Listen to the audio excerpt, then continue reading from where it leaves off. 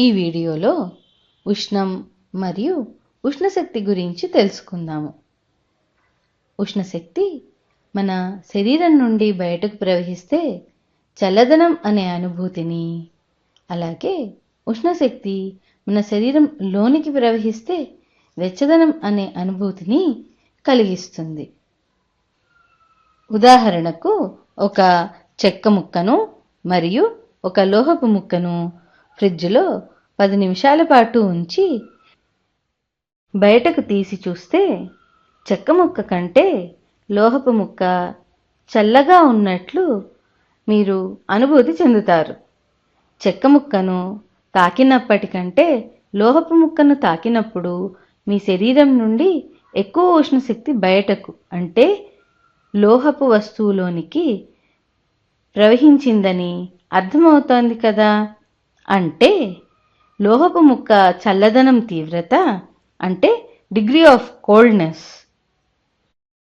చెక్క ముక్క చల్లదనం తీవ్రత కంటే ఎక్కువ. అంటే చల్లదనం లేదా వెచ్చదనం తీవ్రతనే ఉష్ణోగ్రత లేదా టెంపరేచర్ అని అంటాము. ఇదే ఉష్ణోగ్రత యొక్క సాంప్రదాయ నిర్వచనం. ఫ్రిడ్జ్ నుంచి బయటకు తీసినప్పుడు చెక్క ముక్క ఉష్ణోగ్రత కంటే లోహపు ముక్క ఉష్ణోగ్రత తక్కువగా ఉందని అంటాం. రెండు వస్తువులను ఒకదానికొకటి తాకే విధంగా ఉంచినప్పుడు, అంటే ధార్మిక స్పర్శలో ఉంచినప్పుడు వేడి వస్తువు నుండి చల్లని వస్తువుకు ఉష్ణశక్తి బదిలీ అవుతుంది. ఈ రెండు వస్తువులు ఒకే వెచ్చదనం తీవ్రత లేదా చల్లదనం తీవ్రత పొందే వరకు ఈ ఉష్ణశక్తి బదిలీ కొనసాగుతూనే ఉంటుంది. అప్పుడు ఈ రెండు వస్తువులు ఉష్ణ సమతా స్థితిని, అంటే థర్మల్ ఈక్విలిబ్రియంని పొందాయి అని అనవచ్చు. అంటే ఒక వస్తువు ఉష్ణశక్తిని స్వీకరించలేని స్థితిలో లేదా బయటకు ఇవ్వలేని స్థితికి చేరింది అని అంటే ఆ వస్తువు ఉష్ణ సమతా స్థితికి చేరిందని అర్థం. అంటే మనము పరిసరాల నుండి వెచ్చదనం లేదా చల్లదనం అనుభూతిని పొందకపోతే మన శరీరము పరిసరాల వాతావరణంతో ఉష్ణ సమతా స్థితిలో ఉందని చెప్పవచ్చు. రెండు వస్తువులు ఒకదానిని ఒకటి తాకుతూ ఉన్నప్పుడు ఉష్ణశక్తి బదిలీ వలన ఉష్ణ సమతా స్థితి పొందుతాయని మనకు తెలుసు కదా. అయితే ఉష్ణమాపకాన్ని వేడి నీటిలో ఉంచినప్పుడు పాదరస మట్టం పెరుగుదలను చూస్తుంది. అలాగే వేడి వస్తువు లేదా వేడి నీటిలో నుండి చల్లని నీటిలోనికి మార్చినప్పుడు ఉష్ణం బదిలీ అవ్వడం వలన పాదరస మట్టం తగ్గడం మొదలు పెడుతుంది.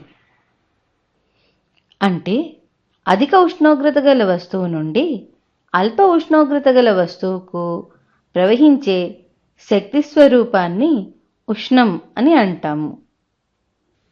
ఉష్ణమాపకంలోని పాదరస మట్టం నిలకడగా ఉంటే ఉష్ణమాపక ద్రవానికి నీటికి మధ్య ఉష్ణ ప్రసారం ఆగిపోయిందని అర్థం.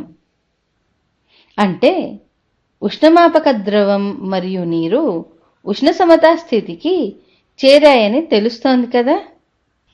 ఉష్ణ సమతా స్థితి వద్ద ఉష్ణమాపకం రీడింగ్ నీటి యొక్క ఉష్ణోగ్రతను తెలియజేస్తుంది. కనుక ఉష్ణోగ్రతను ఉష్ణ సమతా స్థితికి కొలత అని చెప్పవచ్చు.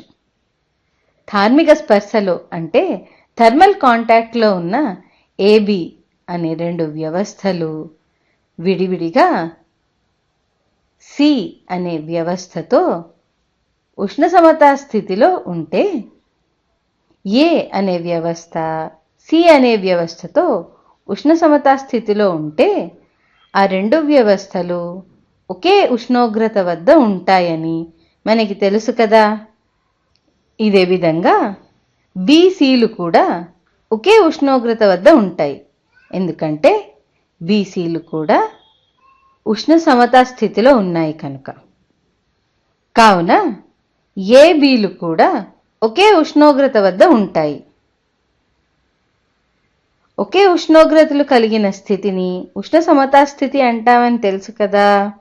కావున ఏబీలు ఒకదానికొకటి ఉష్ణ సమతా స్థితిలో ఉంటాయి. ఇప్పుడు ఉష్ణం యొక్క ప్రమాణాలను చూద్దాము. ఉష్ణానికి SI ప్రమాణము జౌల్. దీన్ని క్యాపిటల్ Jతో సూచిస్తాం. అలాగే CGS ప్రమాణము కెలోరీ. దీన్ని CAL అని సూచిస్తాము. 1 గ్రామ్ నీటి ఉష్ణోగ్రతను 1 డిగ్రీ సెంటీగ్రేడ్ పెంచడానికి అవసరమైన ఉష్ణాన్ని కెలోరీ అని అంటాం. 1 కెలోరీ = 4.18 జౌళ్ళు. అలాగే ఉష్ణోగ్రతకు SI ప్రమాణము కెల్విన్. దీన్ని క్యాపిటల్ Kతో నిర్వచిస్తాము.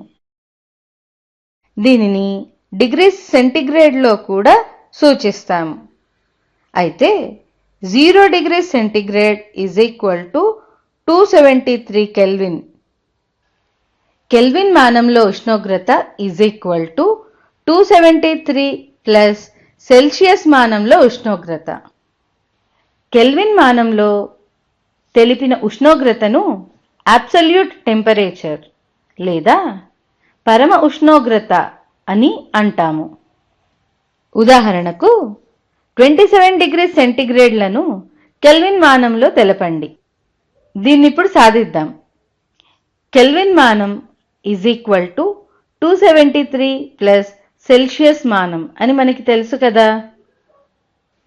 లెక్కలో సెల్సియస్ మానం మనకు 27 డిగ్రీ సెంటీగ్రేడ్ అని ఇచ్చారు. కావున కెల్విన్ మానం = 273 ప్లస్ 27 = 300 కెల్విన్.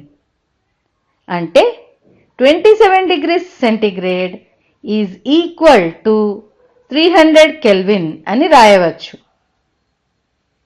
వచ్చే వీడియోలో ఉష్ణం గతిశక్తిపై చూపే ప్రభావాన్ని గురించి తెలుసుకుందాము.